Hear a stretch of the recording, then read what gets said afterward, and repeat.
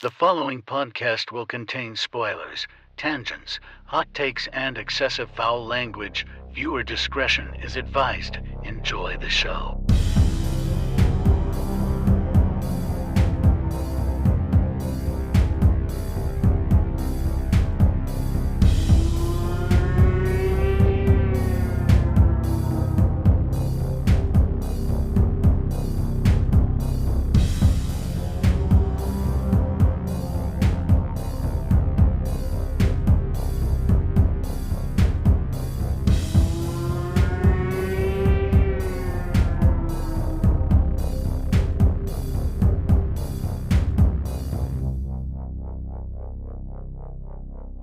Welcome back to Frightmares Podcast. I'm your host, Austin Proctor, and joining me today for episode 364 is my good friend, Spencer Lafferman. Whoa, hello. Today, on another installment of Zombruary Attack, we're discussing our modern pick, Army of the Dead from 2021, where the stakes have never been higher as people are literally gambling with their lives. Throw that in there. It was supposed to be a badumch, but I guess I should have kept that in there. Let's see where this lands in the Nightmare Index.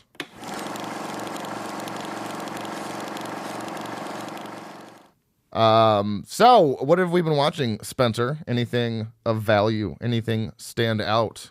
Hit me with it. I mean, I've rewatched The Last Voyage of the Demeter lately. I always say the last. What do I say? The voyage of the last Demeter. That's what I always. I mean, close enough. What words are in there? Words. I rewatched that. I watched a limited series on Netflix called The Beast in Me with Claire Danes, and Matthew Rhys or Rice R-Y-E-S. Reese. Very good. Good crime limited series. Nice. Okay. Anything else? Nothing like. I mean, I've rewatched some animated Batman movies. You've been to the movies like so much. Oh yeah, duh. I'm like, come on, man. My mind was blanking. I don't. Go to your letterbox. Come on. What are you doing? I was trying to not kill time. I mean, make it longer. Whatever. I don't know anymore. Yeah, look at your letterbox. What have you been? I got mine pulled up. I've got so much shit to talk about. All the things and all the stuff. Oh, I watched the new Jason Statham movie, Shelter. Another one? Is he Jason Stathaming all over the place like he normally does? Duh. But this was more so my yeah, he every January he pops out one. There's always that random action film that you hear of a few days beforehand. Yeah. And then January's oh, it's here. But what I so this was more just an action drama. Okay. So not that he's an Academy Award-winning actor, but it gives him room to actually kick ass, but also give us a little bit of dramatic acting. And I think that's where he shines the best. Huh. Don't get me wrong, I'm a sucker for his movies regardless, but I think his best genre is action drama. Okay. When there's a little bit of that to it. See the soft side of Statham. Right. Of course, I've also seen Send Help, which was fantastic. Yep.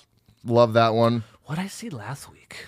I saw Dracula. The new Luc Besson Dracula shit guy in real life, but the movie was fantastic. Yeah, and honestly, I didn't even know Danny Elfman scored it until after it was over. I was like, "What the f? That was so cool." Yeah, it made sense, but I didn't even think about it. Makes total sense. Yeah, I really liked it. It's very divided, but it's a clear.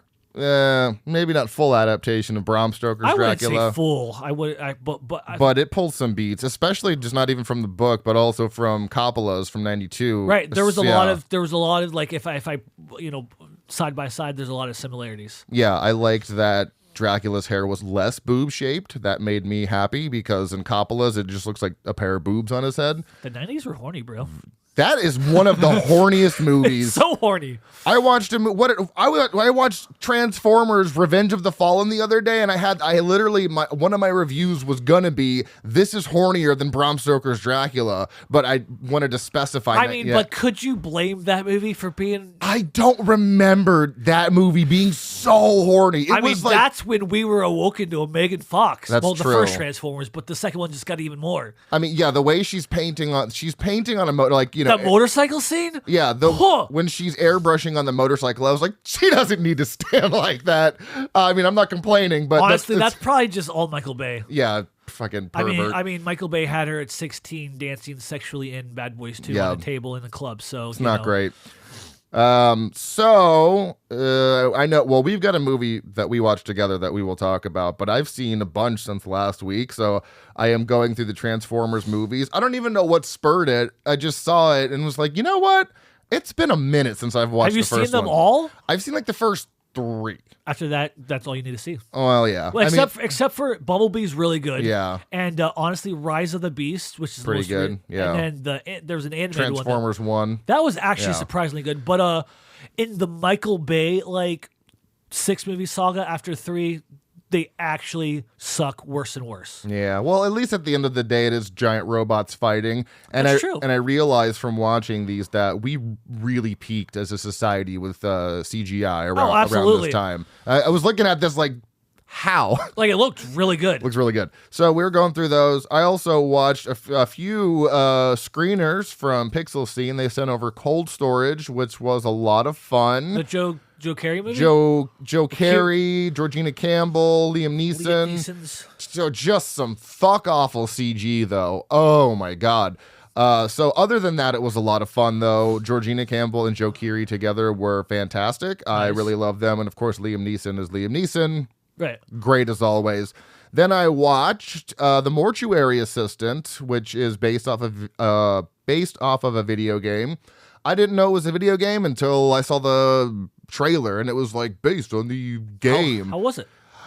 It was good, but it was a weird mix of like really good practical effects and some wonky CG. Also, the rules that they establish in the movie were a little confusing. Could have used some breathing room. I also have never played the game. I was gonna say, do you think that if you had any knowledge of the game prior, yes, it would have changed stuff? I think this is one of those instances where playing the game isn't necessarily pivotal to enjoying the movie. But to know some of those subject matter before going in. Yeah, That's fair. it was kind of, but I mean, I gave it a 3 out of 5. Like, it was a good movie. I just felt like it could have been a little bit better. Then of course and then I watched another screener, for fuck's sake, Diabolic, which was brilliant, so fucking good. That one comes out like March 27th, I think, or something. Religious horror, religious culty horror, right up my alley. Gave that one a 4.5. And then we watched The Strangers Chapter 3 because we just want to watch the world burn. We just hate ourselves that much. I've never looked forward to hate watching a movie more in my life. Like, it's true. It's true. After the first one, you and I said, all right, we're going to go see Chapter, because it's got to be better. And it wasn't. Second one is actually the worst out of the 3. Is the worst. And then, of course, I'm not going to break tradition. We had to go see Chapter 3 because really it couldn't get worse. I mean, I gave the first one a 1.5, the second one a 1. There's no way it's a half-star movie. And I mean, it was the best of the bunch, but I only gave it 2 stars. Right. So it's best in terms of better than 1 and 2, but still a bad movie. Yeah, I gave the first one a 1.5, the second one a 0.5 star, and I gave the third one 2 stars. There were so many times people were just staring at each other, not saying anything. They made awkward silence awkward. Yeah. And I feel like in my head I'm like, we still don't know established if so that the main actress Madeline Petch is Petch, sure. So I know her from the show Riverdale, yeah, which is a very bad acted show anyways because it's on the CW. But that's besides the point. So I still don't know if she's a good actress because I know. Did Deadpool come in and be like, no more speaking lines for you? Also, yeah, I don't know. She didn't speak at all. Yeah, I don't even necessarily. I wouldn't even. I mean, she is in the definition of final girl, but do we really want to put her in that category? I don't. No. I don't want to because I'm going to go down. I'm going to say it right now, and I'm going to die on that hill. Ooh. Worst trilogy in any genre ever. In any genre? Any Wow. genre. Any genre. Wow. Yeah, I mean, it's bad. I mean, I even thought about that before thinking of like in any genre. There's no worst trilogy. It's bad. Yeah, And I need them to and stop. I think when we gave it 2 stars, I think that was just being generous. Well, it's because I was like, yeah, it's bad, but I wasn't I was Yeah. not bored like the second one literally could have just been 45 minutes of a movie and called it a day. It was exactly like those part 1 and 2 movies where, you know, you have part 1, like Hunger Games part 1 and 2. It like Deathly Hallows part 1 really just felt like filler until we get to part 2. Mockingjay part 1 really just felt like it's like that's what they did with this. The chapter 2 was like Right. all filler, no killer. You know what I'm saying? Right. But the difference between those movies and this one is they actually had material for those movies to do true. 2 parts, where this was Right. literally this literally was if you think about it, the Strangers chapter 2 was literally like just 2 parts. One part running away in the hospital. Yeah. Second part escaping the car crash. I'll tell you what I'm gonna do.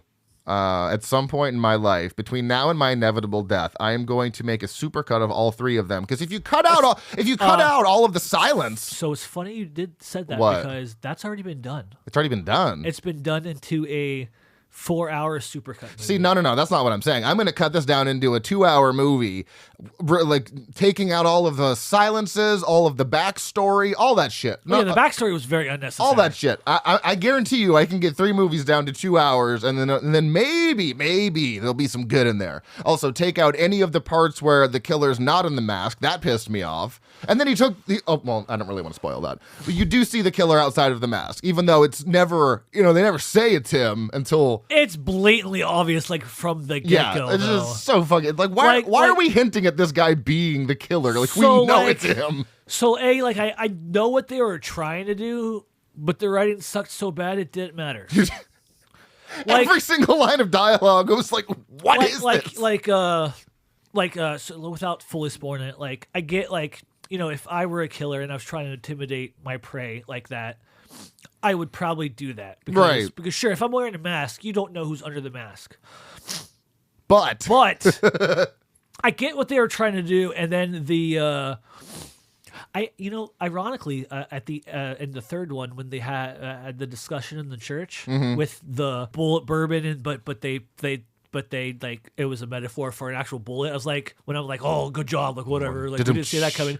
I did enjoy that conversation but it needed to be written smarter. yeah, Like that it conversation, felt like it was AI like, written. That conversation was actually very. Like It very, could've- it it was could've been very impactful. intimidating. Yeah, it was very impactful and intimidating if it was written right. Like use the same dialogue you used, but get better actors to execute it. Get some emoting. Because the dude that was doing it, the only other thing I've seen him in is a Netflix series, which I do like the Netflix series, but his acting is atrocious. It's not great. It's not very good delivery. So yeah. And then I did see Iron Lung, the Markiplier Oh really? movie. How was that? Again, I think I need to play the game, but it was all in one location, a very tiny location, and he managed to fill 2 hours without me feeling bored at all. Which is interesting because I've heard the complete opposite. I've heard everybody was bored. See, people that don't like slow burns are going to be bored. Well, no, I heard people that played even though the game and the subject material were bored. See, then maybe I'm, just like Five Nights at Freddy's. We said this last time. I didn't play the game and I love the movie. Right. But I really liked it. It's a good slow burn. A lot of ambiguity, which sometimes I don't like, but in this case, it just made sense. Nice. Gave it 4 stars. And then for my cult movie challenge this week, it is Killer Animal Week. I watched a movie called Venom. And it is literally about a snake getting loose, but it's so much more than that. Listen to this description.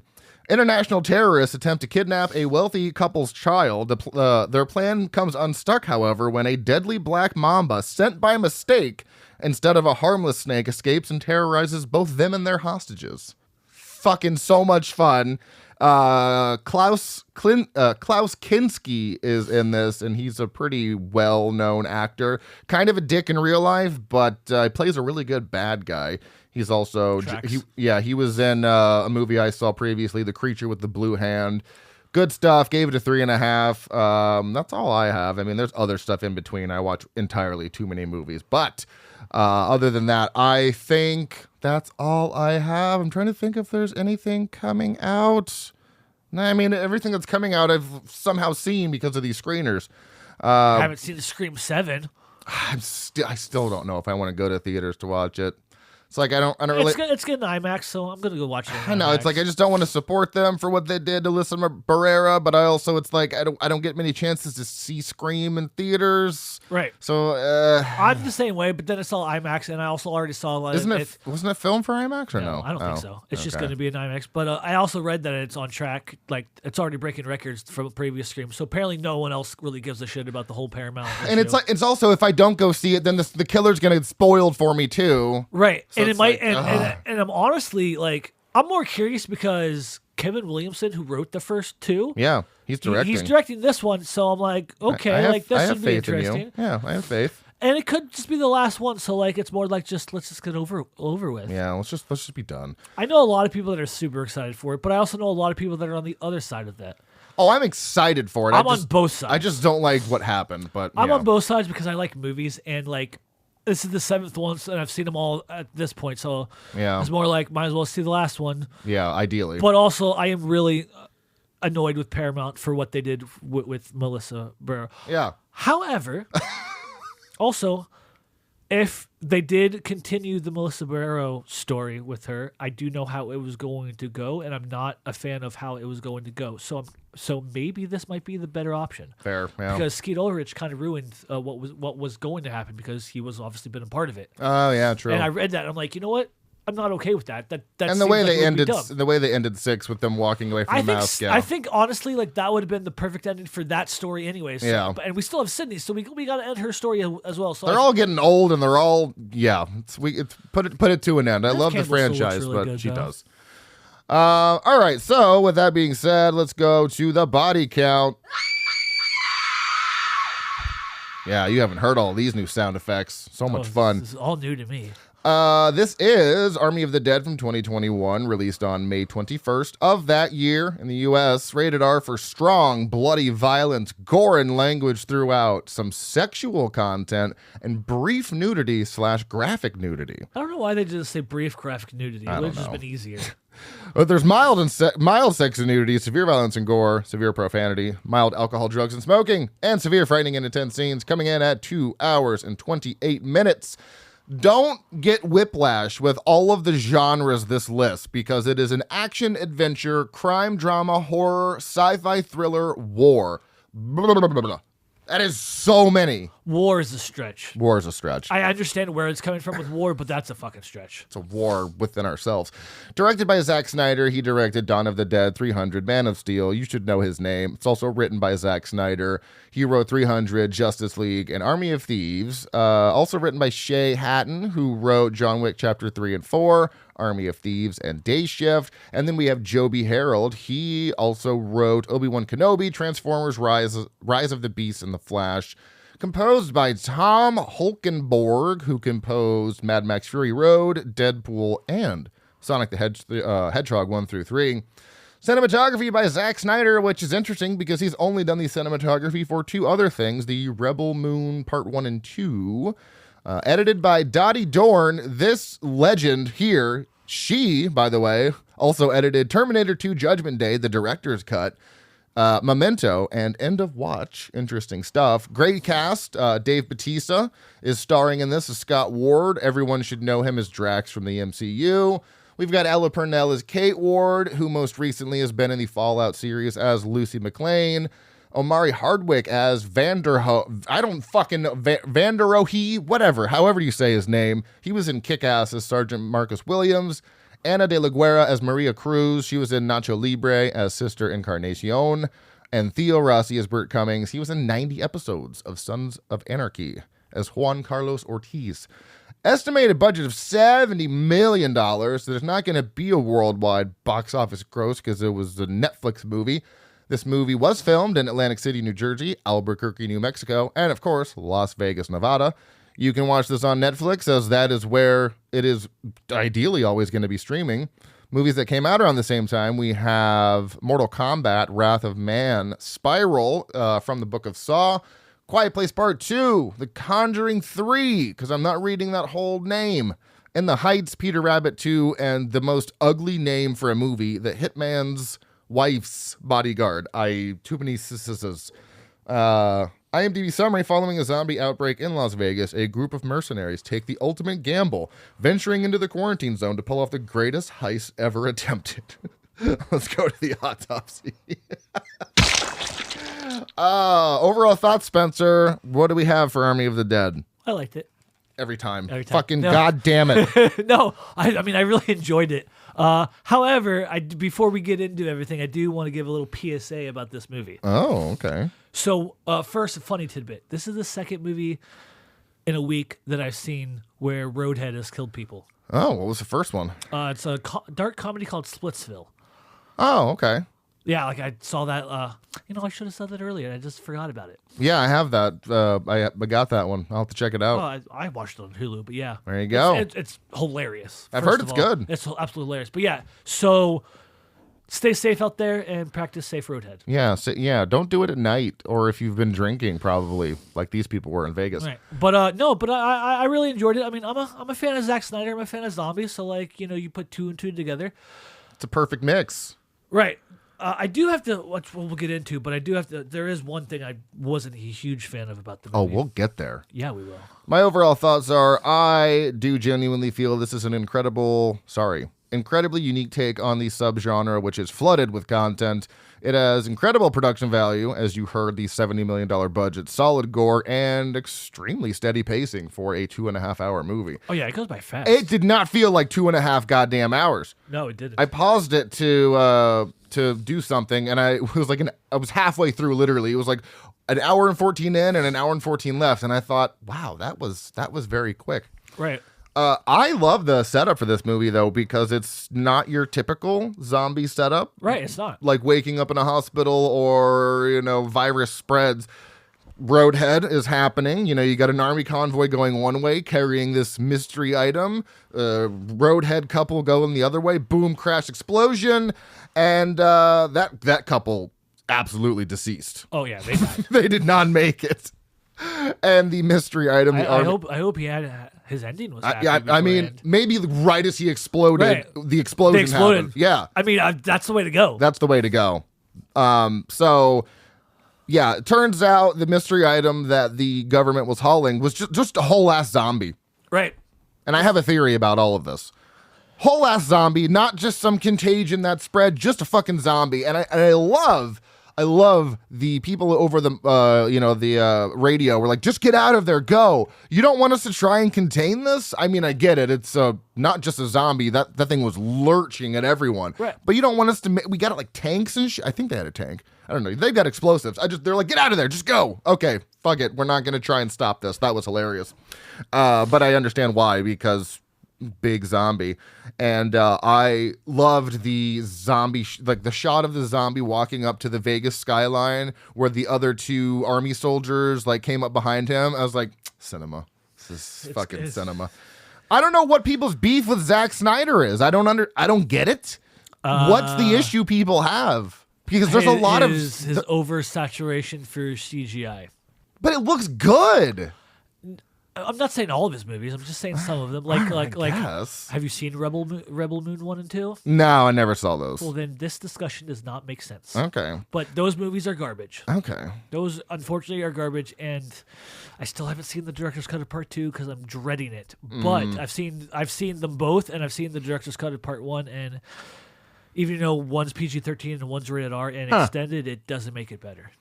Well, I don't know. But I'm a fan of his, so I'm still going to watch him to this day. Even before Rebel Moon and stuff, people just always like to hate on Zack Snyder. It's like Rob Zombie. I was going to say, yeah. People just love to hate on him, and I don't understand why. This movie, yes, there's a lot of CG. I understand that. But to me, it doesn't look bad. I mean, the zombie tiger is a little wonky, but that's understandable. Everything else, though, yeah, I don't know. The zombie tiger and a little bit of the Tig Notaro, which is understandable because given the because circumstances. she was literally all inserts. Yeah. There's one really rough scene with her in it that you can 100% tell she was not a part of that. Which one? When they're all in the hangar getting their the briefing, like every time it goes to her, everything but her is blurry. Yeah. And I'm like, I know this is an insert, but like this looks horrible where the other ones actually look legit. Yeah, outside of the stuff like that, I think the CGI that was used looked fine, but her inserts do look the roughest. I understand that. But I mean, that's where the budget even went. It was actually a smaller budget. I like the reshoots cost a lot. Yeah, the research and her and that. So like honestly, this is probably even closer to like maybe like a $25 million actual movie. Let's just go ahead and get this trivia out of the way then, because Dave Bautista never actually met Tig Notaro, even though in the finished film they appear alongside each other. Notaro was digitally inserted, and that is because after comedian Chris D'Elia was accused by multiple women of predatory sexual behavior, Netflix replaced his character with comedian Tig Notaro. While the decision is generally considered to have been the right one by others in the film industry, it cost the company millions to stage reshoots with Notaro and digitally add her character in the film. But you know what? Good for Netflix for not. Right, and I love that. And they actually also did that because of COVID and because too. she's also a cancer survivor. Yes. So they wanted to protect her at all costs. So you know what? Netflix might be just destroying cinema as we know, but good for them for. I mean, all of Chris D'Elia's shit was done, and they're like, "Nah, fuck you. We're replacing you." Right. So good for them, but yeah, you can tell in some scenes. But honestly, but for the overall, most part, like that. I mean, even though the zombie tiger was rough, which I mean, it's hard to replicate. I was gonna say it's hard to do that, but I still thought it was cool. I still thought it was cool. Like the one big scene with the zombie tiger at the end with the guy. Like I thought it was a very cool scene. Like that was the best because they show you the I love how they said it was one of Siegfried and Roy's. That was great. Right. Which was even funnier because I'm like, yeah, that's crazy tiger. Yeah, and now it's a zombie, but they give you that zombie tiger as soon as they go into Las Vegas, and then. You don't get the payoff until 30 minutes left. I really thought, because I've only seen this one time and I loved it, but I didn't really remember much. I was like, are we not going to get a tiger kill? And then I was like, yes, it's the most satisfactory. Most satisfactory tiger kill. Not only because you actually get it, but it's because it's with the character that is the biggest pile of shit. Yes. In this movie. Oh my god, it was so good. But killer title sequence though, going back to the beginning there with how the zombies are spreading through Las Vegas. Oh yeah, I like that was really well because it gave us a little bit backstory with some characters without like drowning it out. Yeah, it showed you how the infection spread. You've got Viva Las Vegas playing in the background. You've got these pink title cards. It was so good.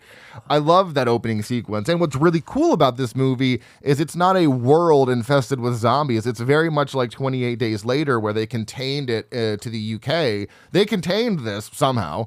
They don't really explain how, but they kind of do in the title sequence. But they were able to quarantine Vegas off. So that's what the zombies are just there. Right. Life is going on like normal everywhere else. They kind of did that in the movie Doomsday as well. Like they kind of contained it in a certain area because they built like a wall. Yeah. So I like when movies do that because most zombie movies, like the trope is zombies are taking over the world, but like when they're like, nope, we have it contained to this one general area until we figure out what to do with it.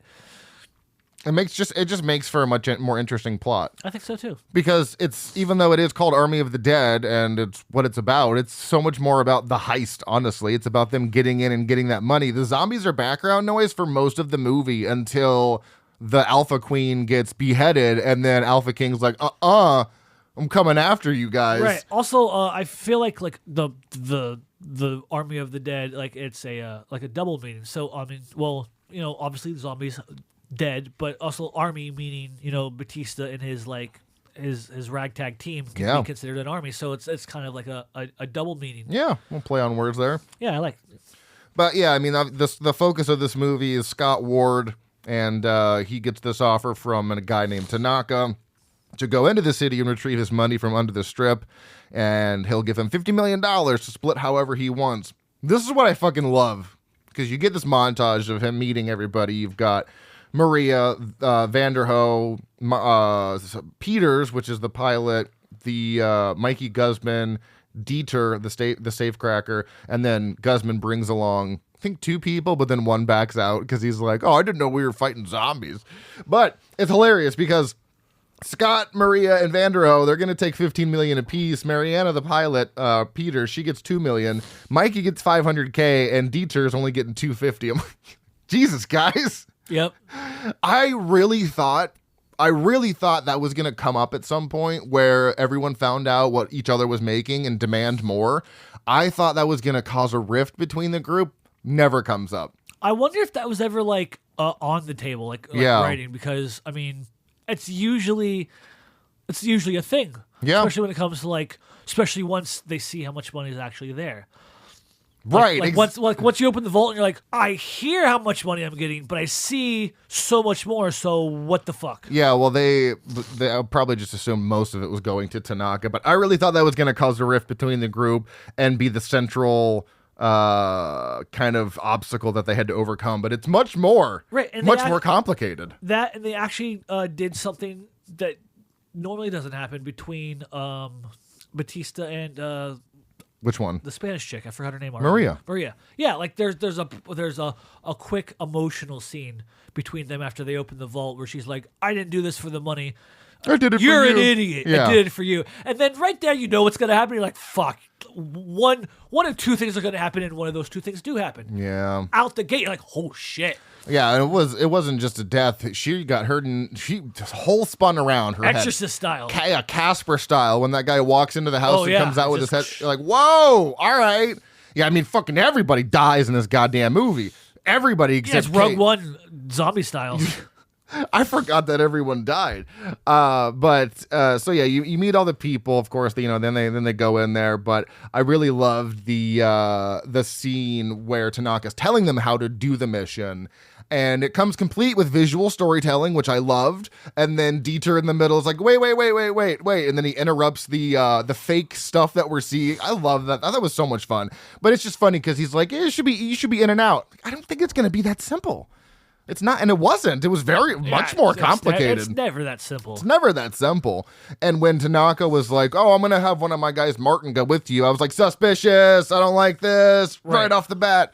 And of course, my suspicion came true because, well, and it started out small, right? It started very small because that glow stick scene in particular is the one I'm talking about, where Batista is leading the way, Scott with these glow sticks because the zombies are kind of hibernating. Yeah. And then Martin throws one the other way, and that chick, she fought hard. I thought she was going to live. She did well. I thought she comes busting out the window, Honestly, and I'm like, what? Her death was badass, though. Yeah, oh yeah. Her death was great. I'm getting shot. Yeah, I'm really happy that they utilized the gas cans because that whole time, because the moment they put on the gas cans, I'm like, if I don't get a gas can explosion at any time in this movie, I'm going to be upset. Yeah. And we got the coolest one. Emotionally, but the coolest one. Yeah, it was an emotional gut punch because you're like, oh shit, because Martin locks her, he bars the door, and then she still finds a way out and smashes through the window. She and you're busts through that yeah. motherfucker like Jason. You're like, yeah, Jason Voorhees style, and then still doesn't make it.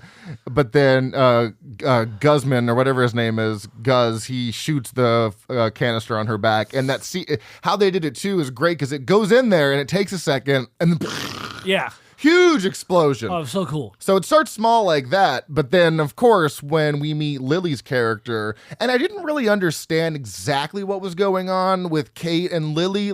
It's a quarantine zone around Vegas, but they didn't really make it clear what exactly they were doing. Taking care of possibly sick people? Were they coming refuge? Well, so Lily is a coyote. Yeah, but so she was taking care of, I guess, refugees. Okay. Well, they didn't really go into exactly what they were doing. There wasn't a lot of side character development. Yeah. Which I mean, also, for a 2.5-hour movie, I guess you could have, but also I don't think it mattered necessarily. But which I just wanted to know it because she's a coyote, and I know what a coyote is. They mentioned she's a coyote, and they mentioned that. She was taking them through Vegas for what? Well, no, and that's part of my gripe with this movie. Go ahead then. Oh, you want? Just fucking do it now. So, in all honesty, the whole Kate side quest story, pissed me off. I was like, Really? this was unnecessary. I didn't think it was. Sorry, pissed off is the wrong word. I don't think it was necessary to be in the movie because. Like the whole don't get me wrong, like Lily was a badass. She was cool to be in there, but she could have just been something else. Like she knew her way, sure, because she's a coyote. But I didn't think the whole you let your friend the whole friends going in there just seemed very unnecessary and extra runtime for no reason. Well, that's why I'm wondering. I know she's a coyote, which is usually someone you pay to get freedom. But why was she taking them through Las Vegas? Like, you had to go through there to go to the desert. I just didn't get it. I could be wrong because this is also my second time seeing it. I saw it around the same time you did for the first time. So it's been what, 4 years? Yes, 5 years? 5 years, something like that. But I think Kate's friend was going to look for her friend, and the only way to get through there in Vegas was through with the coyote. Because at the end when inevitably like catch up with Kate's friend, there are more than just her there. That's right. Multiple people. So that's what that was. Okay. And that's why Kate was all mad. And don't get me wrong, like that happens. I just think that was a side quest story that wasn't necessary. Yeah. Like, because it had nothing to do with the plot in any way, shape, or form. I mean, sure, that was the way to get Kate to go with them. Yeah. But, I mean, in all honesty, you could have thought of so many different ways because Kate is the daughter of Scott Batista. So, like, you could have played something there to where she was, they're estranged, but somehow she still loved them and didn't want to lose. And if something happened to him, she wanted to be there. So, like, they could have played. There are some writing choices that could have been tweaked differently that I would have preferred. Yeah. But it did not keep me from enjoying the cut of the movie we got. Yeah, because really the only time... Yeah, because that's towards the end when they're scoping out that ladder, and she says it's all clear when she closes it, but she leaves a little gap there because she knows she's going to go check on her friend. Yeah, I wasn't huge on that because it seems like a massive risk. But I understand her reasoning is because that, I don't remember her name, Geeta had 2 kids and now those kids don't have a mother. So like, I get her drive. It's the motherly instinct that all women have, even if you're not a mom. Right. So I get it. But yeah, it did. I do completely understand. It just felt out of place for that movie. Yeah, and it felt out of place. Yeah, I did. It was especially trying to go in there, but she's 90 pounds soaking wet. Like, dude, if you run into any zombies, it's gonna be bad. But she does make it out. And like I said, don't get me wrong, the runtime I did not feel the 2.5 hours. So like, it's not like it ruined the movie for me. Right. But it would have also cut it down to like an hour and 48, maybe an hour and 50, which I would have been fine. Like, if that subplot was out of the way, I still would have liked the movie just the same. Honestly, I might have liked it a little bit more. That's fair. Because there are also certain decisions that were made that maybe certain people died that didn't have to die. Everybody dies. Oh my god. Yeah, but not everybody had to. I'll never recover from Dieter sacrificing himself for Vanderho. That's also very interesting that you say, because we don't ever see him after that. I know. Well, yeah. Also, he's in Army of Thieves, the sequel. It's a prequel. It is a prequel. You're right. Never mind. I'll just go fuck myself. It's fine. I know. You said it live here, folks. You don't I'm dumb. see him die, but yeah. And the rule of horror, if you don't see him die, did they? Yeah, but the only really surviving person is Kate, and then does Geeta survive? Oh my god, I don't even.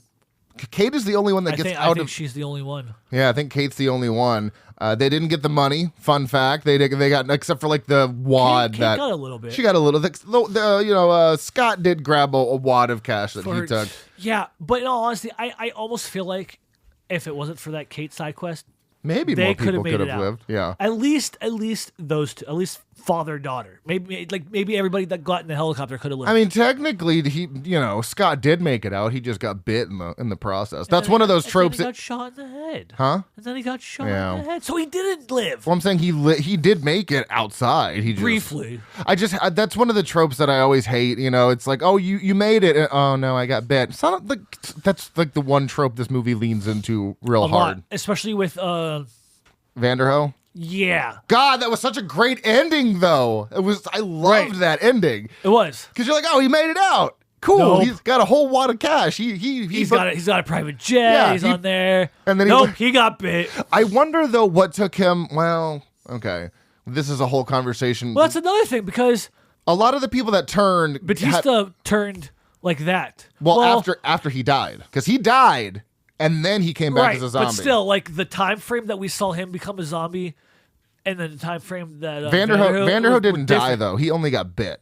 Right. So I think it might. But so maybe once you get bit, you have to die first, I guess. Well, I think if you just get bit and you live, it takes obviously it takes more time. But if you get bit and you die, then you come back immediately. Right. You know what also was a very interesting that you don't see in zombie films that I thought was interesting was the mild zombie baby plot. Oh yeah, like that was interesting. I loved that. I did too. That's what I'm saying. Like you don't see that, and I'm like that was kind of. That proves that zombies be fucking. Right, and it was. I mean, if you think about it, like they're all human before zombies. So if all we know, she was pregnant beforehand. We don't know how long they've been, like specific persons were zombies. Yeah, I think. I mean, her being the queen, I'm guessing it was a zombie for a while, but you don't really they don't give a timeline on that. It's supposed to be 6 years after. It's 6 years after they contained it. That's when they said. But that but these zombies were not your typical zombies because Batista literally got an all like legit like John Wick type fight with a zombie and they were matching each other. And I'm like, what the fuck is happening? Like, this doesn't happen. I love when Vanderhoof squared up to the alpha. I was like, this guy's a real one. He and then he just got thrown against the wall. Yeah, he got he squared up. I was like, this man has no fear. I love it. And some other tropes that I found that they kind of subverted. I wrote a few down here. It's obviously steering clear of how most zombie movies begin. The containment of one area, that's pretty atypical.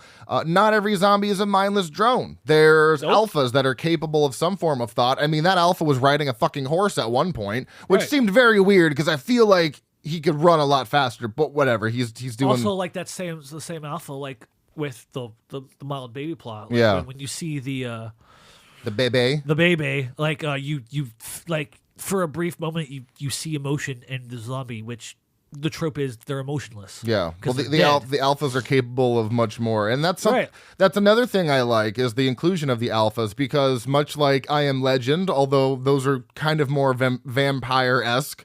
They have an alpha. Yeah. There's a few other movies that kind of did Obviously, it. 28 Days Later has an alpha. 28 Days Later has an alpha, but before this movie, there really wasn't many that did it. You have, like I said, you have I Am Legend.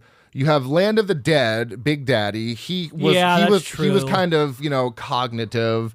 And then a couple of, apparently there were some alphas in Z Nation. The show? The Phytos or the Phytos. I didn't watch it, so I didn't watch it either. But yeah, like the alpha is not something that's really featured all the time. And I love when they include that because if it's been 6 years since this whole thing broke out, it's only natural that they would evolve in some capacity. Right. And also just like, vampirism, like there's always, obviously Dracula is like the alpha considerably, but like, because he's the one that turns everybody. So I feel like, as in terms of alpha zombie, like once you turn into a zombie, that one zombie that starts turning everybody into a zombie should be the alpha or well, and then they also mentioned that an alpha can make other alphas, but only the alpha can turn. Right, like specific bites, which you do see later on. The Theo Rossi, the scum dude who gets bit. Yeah, but he gets bit in a specific way. Yep. And there's a whole the whole ritual thing that they have was so interesting. I'm glad they didn't go into it too much because it would have been a 3-hour movie. But you have this whole hierarchy with Lily shooting that who was the fucking scumbag, the guy that was like being a piece of shit in quarantine. Yeah, Theo Rossi, yeah. Shoots him in the leg and offers him up as some sort of a trade because we need to show them that we're subservient to them and then they'll just leave us alone. That is such a cool plot point. You just do that, and then you can go about your business. Like, they don't care that we're in the city. They'll mind their own. We'll mind our own. Like, that's so different than normal zombies. I love that. Knowing Zack Snyder, I bet you he had an over 3-hour cut. He probably does. Because 90% of his movies are that. Where's the Snyder Army of the Dead cut? Right? I mean, we all get all other Snyder cuts. Where's this one? I mean, I would watch a 3-hour cut of this movie. I'm trying to think. There's only like 2 other movies where he didn't do a director's cut. 300. Oh yeah. And Maybe not. Maybe I can't think of another one. It's just that Man one. of Steel didn't get a director's cut. But like Sucker Punch got an extended cut. Like an extended director's cut. I have went that from one. PG-13 to rated R. Didn't he do Watchmen as well? Yeah, that one. Watchmen also got a director's cut. Oh yeah, love that movie. Justice League obviously got a director's cut. of course. Rebels Moon 1 and 2 got director's cuts. Jesus. So yeah, so most of his movies get. They spent too much money on this. Honestly, compared to what they spent on Rebel Moon, absolutely not. So yeah, the whole alphas was. I thought that was really cool. Like they give him this offering. Now we're friends. We're gonna get some shit and get out. But then that whole scene where they drag him in there and they have this whole process of making him an alpha because they'll keep people there and turn them at specific times. I thought that was interesting. I would have liked more on that, like more explanation, but it wasn't about that. They gave us just enough for it to be interesting. But I do have one question. What the fuck are these zombies eating? Because it's an entire city of dead things. So what are they eating to stay alive? The random people that come in there? Because there's not a lot. There's a whole fucking horde of them in there. So you never really actually see them eating ever. You only see them attacking people. That's it. So what are they eating? If maybe nothing. Maybe it's a new type. Like I mean, these zombies are not your average zombies. That's true. I mean, you got zombies fucking. You got zombies fucking. You got zombies squaring up with Dave Bautista blow by blow. Like that's not an easy feat. You have zombies that just lay there and hibernate. Which was also very much like I Am Legend when the vampires were all huddling. So I think because in any zombie film you there's always like a B-roll shot of them eating something or somebody. Yeah. But they never really do. They just turn people. Yeah, they're just turning people. So it's interesting. So I wonder if they just they just live off the thrill of the hunt. Thrill of the hunt. I don't know. It is very interesting. I did think about that, but then I'm like, these aren't your average zombies, so maybe like the strain of whatever like contagion has made them that way keeps them full. Yeah, it's not something that detracted from the story. It's whatever. If anything, it makes it even more unique than your typical zombie movie. Yeah, because Sanger also didn't do a director's cut for Dawn of the Dead, just a regular cut. Oh yeah, there you go. One day. So at about the halfway point, when they realize they're not the first crew that's been in there, they find the blueprints, they find the dead bodies at the vault, and Martin denies any information or knowledge on this. I'm like, bullshit, I smell bullshit, you fucking liar. And then it's just so funny because so many more things go wrong throughout this movie. Because like I said, that was the halfway point. And then Martin and Lily make some sort of deal where Martin is going to get a blood vial of the Alpha Queen to take it back for research, but then he just takes her whole fucking head. And Lily's like, well, that was a bad idea because they definitely heard her death scream, so now they're going to come after us. The deal that we had is off, so we're all probably fucked. This wouldn't happen if Martin wasn't such a piece of shit. And then they get the news because they flip the power back on at the hotel that they're in with the backup gas generators. And the bombing's been moved up a full 24 hours. It's going to be Vegas is going to be toast in 90 minutes. Like Jesus Christ, it just keeps getting worse. And they haven't even opened the vault yet. They haven't even opened the vault yet. And Dietrich's like, I only need about 30 minutes. And Scott's like, okay, yeah, that gives us, like 50 minutes to get up to the roof and get out. I think we'll be good. And then Kate's just kidding. Kate's like, nope, just kidding. He's like, wait, where's Kate? Has anybody seen Kate? Nope. Son of a bitch, I know where she went. So in the span of like 15 minutes, so many things fucking go wrong. And you're like, okay, I'm so invested in how is this going to play out? I'm smacking my microphone with excitement. I just thought it was funny because right as things were kind of not getting stale, but I was getting to the point where I'm like, okay, we're about halfway through what's going to happen. Boom, boom, boom. All right, well, that's enough things to fill this runtime. I totally understand. So that's a lot of fun. And then my next note was the neck snap was unfucking real. It was. Total kick to the nuts. Yeah. I was like, oh, this is going to be great. They're going to get out of here. Maybe they'll go on a date. Nope. Just kidding. Not snapped. And just the way her face turned around and you're like, ah. And then they B-roll when she's on the ground dead. I'm like, Like, really? Leave it alone. I'm already traumatized. Yeah, so you have her traumatic death. You have Dieter's traumatic death, sacrificing himself for Vanderho. And then after that, I think, is his name Guz? Was that what his name was? Fucking Guz? I don't know. I think the guy who was on... Had the blonde hair, yeah. He gets torn apart by zombies. So it's really, at the end of the day, it's just... Scott and Peters on the helicopter, who's like, where's the money?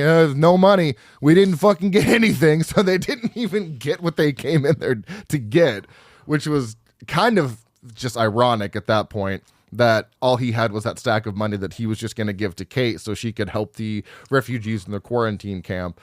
But man, it's just so much shit happened in this movie. And then of course I love the swap where, because if you notice it, it's a real quick scene, but Lily sees the bag where the queen's head is, and she picks up that cash counter. She's like, she kind of was like, huh. Yeah. I thought she was picking it up to be like, this feels like it could kill a man. And I was like, oh, she's going to swap it out for that head, isn't she? And she did. And when Martin's a piece of shit and locks everybody down on that ladder, boy, he gets got by that tiger. It's awesome. Most satisfying kill. Because the tiger plays with him. He's throwing him around, he's scratching him, and then just bites his head and rips it clean off and all that. I was like, this is so goopy and gross.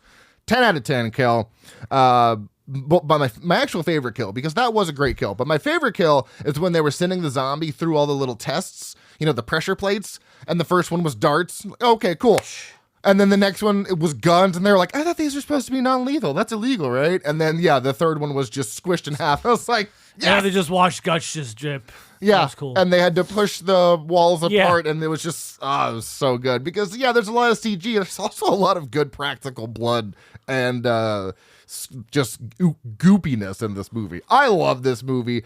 The ratings it has just feel fucking just rude. Again, I don't understand the problem people have, because if you're looking at this movie from a narrative standpoint, it is very different than your average zombie movie. It's a zombie heist movie. Name me another movie besides Army of Thieves. I know that's a prequel, but that also has nothing to do with zombies. Oh, that's just Dieter's backstory and how he became a safecracker. Good. He's my favorite character too. So it's actually really good. It's got better ratings than this one. So it's definitely. But I mean, really, a zombie heist movie. It's a completely different genre. It's okay. I don't know. I just feel like this is a very unique movie, and I feel like people are hate rating it just because they don't like Zack Snyder, which is crazy, because if you see other Zack Snyder movie ratings, such as 300 or Watchmen, people suck that dick. But then you see things like Sucker Punch is a goddamn masterpiece. I actually don't like Sucker Punch. Oh, I love Sucker Punch. It has nothing to do with it being Zack. I mean, the whole movie takes me away because I very much see the green screen the entire time. Yeah, that's and fair. It bothered me. Also, the subject matter was, I think, too much for a PG-13 rating. Even though we got an extended rated R cut when it came out on Blu-ray. Yeah. It still, even though I watched it, it still didn't do it justice. I just think it was... Didn't do it justice. League.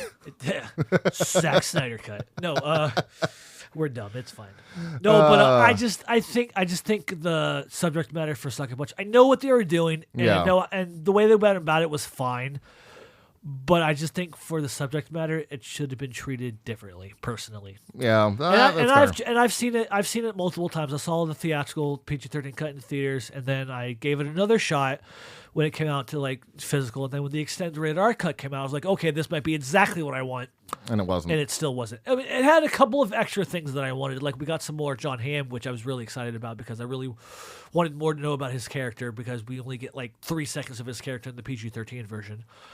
It is pretty crazy though, because he's a very hit or miss director, but he's still making multi-million-dollar movies, which is wild. But then, when you see movies like Rebel Moon 1 and 2, you're like, yeah, there's a reason why he gets some of the hate he gets. Yeah, and I get that. It's very rare that a director hits every time. I mean, unless you're Mike 300, masterpiece. Yeah. Watchmen, regardless of what Alan Moore, I believe Alan Moore did the graphic novel. The person who did the graphic novel never wanted it to be more than a graphic novel. So he hates the movie for that fact. Of course, yeah. But I think the movie's fantastic. I even think the director's cut is even better. It's like 3 hours. I still need to watch It's so good. I still need to watch the full director's cut. But I don't know. He's like Rob Zombie to me. I just feel like people like to hate him because it's fun to hate him. Right, which is fair. And I get Rob Zombie is not for everyone. He has a very certain aesthetic. It's gritty. It's raw. It's kind of gross at times. I understand. Rob Zombie is not for everyone. And I can understand if people don't like him from a stylistic choice, for sure.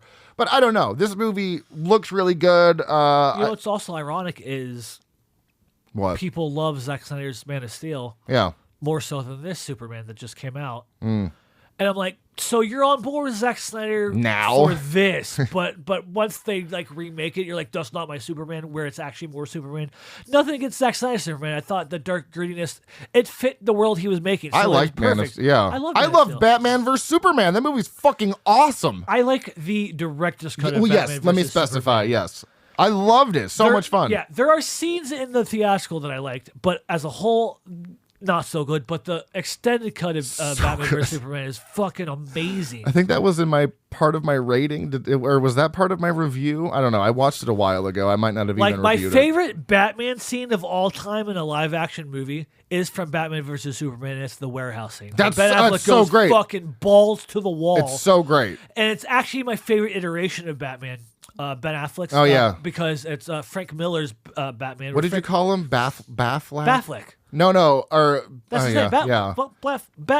It's Batman and Affleck. Ben Affleck. But yeah, like that's my favorite iteration of him because Frank Miller's Batman was my first introduction to Batman. And it's the gritty, regardless, even though he doesn't have his like kill rule or whatever, like it's still that gritty, dark Batman, brooding Batman. Yeah. And that's what Ben Affleck's Batman, that's what Zack Snyder was giving us was Frank Miller's Batman. Yeah. And Good stuff. I think Ben Affleck nailed it. Yeah, I love that one, but I don't know. I'm not like one of those weird Zack Snyder fans that's all up on his shit. But when I do hear Zack Snyder's making a movie, I am intrigued. Yeah, I'm interested. So I don't know. I like it. I like this movie. My biggest takeaway though is don't trust anybody. Much like the last movie that we reviewed, is don't trust anybody because especially if zombies are present. Then you don't trust people even more. Absolutely. And, zombies and money. Don't trust people when it comes to either. Exactly. And even in a city of the undead who want to eat you, humankind is still the biggest threat. Yep. Who knew? So the ending real quick before we wrap up, that was, on a time crunch here, but I love that whole rooftop sequence. Lily has the Alpha Queen's head out, and she is taunting the Alpha King with it. Oh, that was awesome. It's so great, and she's like, just go, so Scott gets on the plane the helicopter with Kate. And what I thought she was going to do is, drop it at the right moment and run, but she gets rebarbed right through the chest there. And I feel like it's kind of speculated, even though that the bomb went off, that he was like, I'm going to make you my new queen, motherfucker.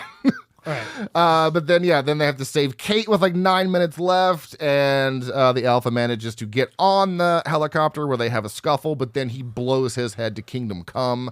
That was such a great shot. Slow motion. Oh, see, and maybe it's my not even a hot take. Zack Snyder's movies would probably be a lot shorter if there wasn't so much slow-mo. Well, ironically, there wasn't a lot in this. Have a lot. I know there wasn't a lot in this, but there were some scenes where there was. Yeah. I just think that's funny. But that's his style. He has very, very he does make the slow-mo very stylistic. I like his movies. I like his style. I don't know. What do people want from me? Other than that, I think that's all I had. Oh, it also sounded pretty good too for being a Netflix original. Even on my basic little system I have, I was like, this sounds pretty fucking good. Looked good too. Even because it's I'm assuming it was obviously shot in 4K. So I mean, the Netflix version of it looks great. Honestly, definitely feels like a $70 million movie. That's for sure. That might be the most expensive zombie movie, right? Maybe. It's definitely up there. It's one of the most expensive zombie movies ever made. It's definitely the least profitable zombie movie. That's for fucking sure. Even though 2020 Bone Temple, didn't do so well. It bombed with the making money, but it sure has a fucking great ratings. It's weird how that happens. I don't know. I think that's all I have. Did you have anything? Oh no! one more thing. You go first if you have anything else. But no, I said all my stuff. So there's one interesting thing that I noticed this time, because I didn't notice the first time. Did you notice there was two zombies. One of them, when he brought the Alpha Queen to that pool and set her down, there was a fucking zombie with glowing blue eyes behind him. I didn't notice that, but I mean, but I did notice the blue of the fetus. Yes, so there was a zombie with blue eyes in that scene, and then right before Gus dies, the blonde-haired guy, and he shoots a zombie, and his face rips apart, and you can see this kind of bluey metallic skeleton. There's some fan theories out there that the government had put some form of robots in there to kind of keep an eye on things or something. But there's two things and then even the fetus has blue. So there's something going on that they didn't explain that I would love to know more about. Like, are the blue-eyed zombies the interspecies fucking and having kids? Or are there just like plants of these, like, what is it? I mean, we're right next to Area 51. Is this whole thing just... I mean, we did get that quick, like, 2-minute Area 51 convo. Yeah. And the convoy, and... yeah, there's two... And they never really specifically said aliens, so, like... Yeah. So, like, maybe they were hinting that...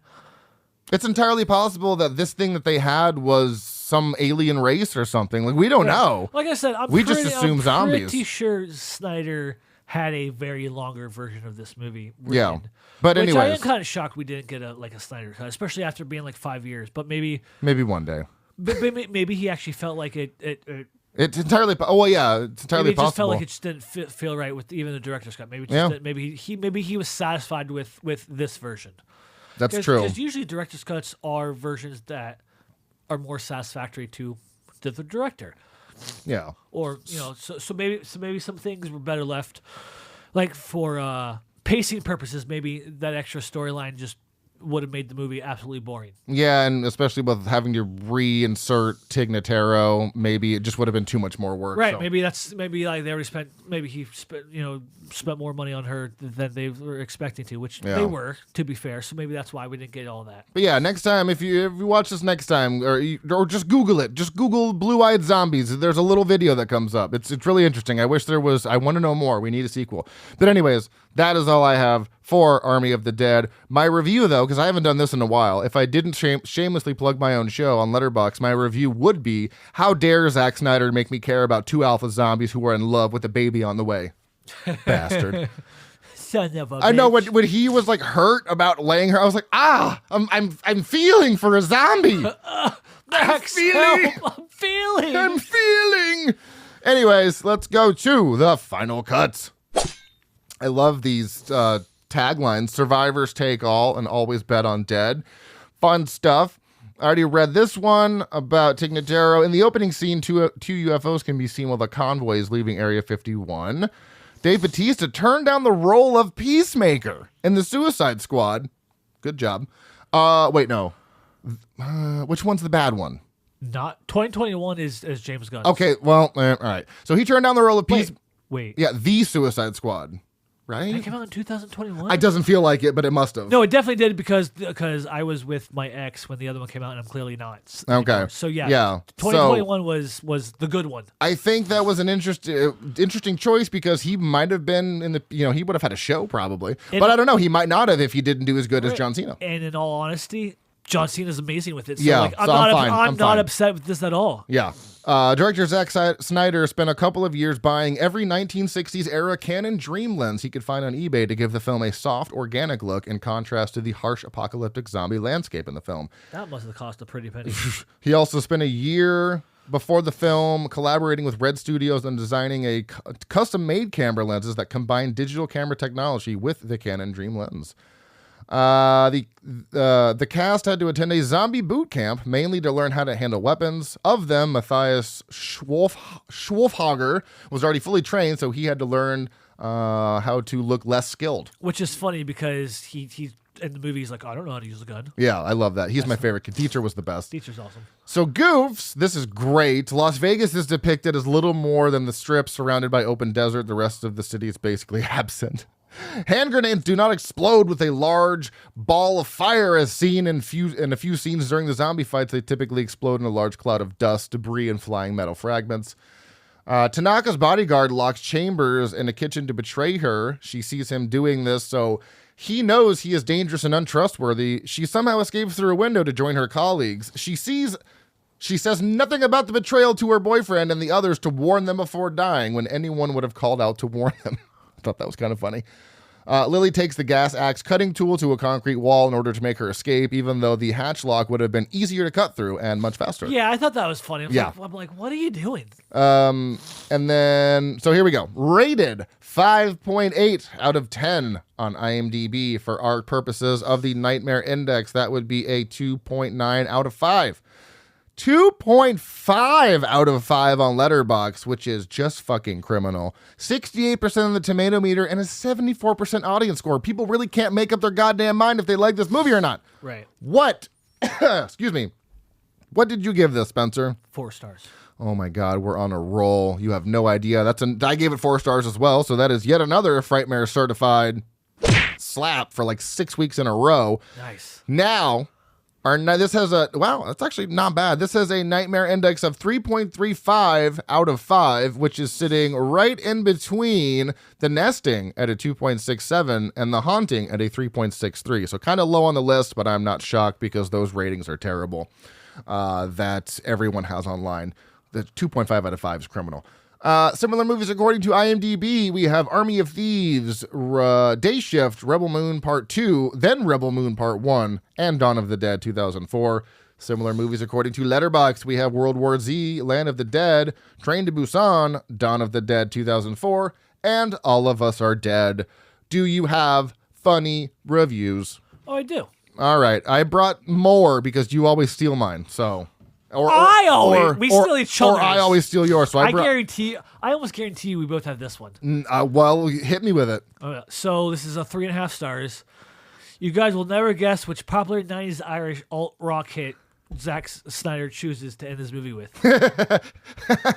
LOL. Well, that's funny because mine kind of goes with that one, but it's not the same one. Okay. 3 stars from Serrano. Playing Zombie by the Cranberries is definitely ... a choice. I thought it was brilliant. I was going to choose that one, but I'm like, nah, that's 2 on the nose of the same one I did before. Exactly. So there you go. Now there's that yin and yang. All right. So here's one I have 3 stars. I'm glad Zack Snyder got back to what he's good at, making dumb movies that know they're dumb instead of dumb movies that think they're really smart. Fair. 3 stars from Jeff Bohr is slow. Fast zombies don't make sense. Whenever I get sick, I get slower, not faster. I read that too. I almost chose that one too. Actually, we're doing pretty good. We're doing good here. Yeah, okay, we're doing good. 2.5 stars. Okay. The first 10 minutes of this begs the question: can Roadhead cause a zombie outbreak? Well, mine goes perfectly with that. 3.5 stars from Julian. And all of that just because some dude wanted a blowjob. All right, my last one. Doing great. 4 stars. Okay. Zack Snyder said, "Let zombies fuck." Do you have that one too? No, I saw. Look at us go. Look at us go. All right, last one for me. 0.5 star from Trigger with 2 R's at the beginning. Okay, anyways. I let my dog watch this, and now I'm living outside. I was going to choose that one too. I thought that was funny. We did it. We did it. We did the thing. We fucking did it. Woo! Look at us go. Oh, man, if you enjoy the show, please rate and review on your favorite podcast app of choice. Words are hard, as we mentioned earlier before we went on air. So that's not that's not relevant to you. Follow us on Facebook, Instagram, TikTok / Blue Sky, not Blue Sky, fucking Threads, and YouTube at Frightmares Podcast. Our email is stayspooky@outlook.com. If you want to follow me on Letterboxd, I am Dr. Proctor. You are Slapperman. Best name ever. If you want to expand your movie podcast listening, check out the Shameless Picture Show, the Dead-Eyed Millennial Film Club, and One Week Rental as well. Next week, Corey and I will be doing Train to Busan from 2016 as our international pick. This movie's fucking everywhere. It is on Netflix, it is on Peacock, it is on Tubi, and it's on Plex. So you have all the time in the world to watch it. We were supposed to do Bio Zombie next week, but it is not streaming anywhere. I have a Blu-ray of it, but I'm not going to make Corey pay $29 for the Vinegar Syndrome copy. So we're switching from Biozombie to... say Chivalry is dead. I would have bought it, but it's $30. It's a lot. So I'm still going to watch it and talk about it next week in my recently watched, but we had to switch to something else that was more readily available. And this is everywhere. So with that, stay tuned and... stay spooky.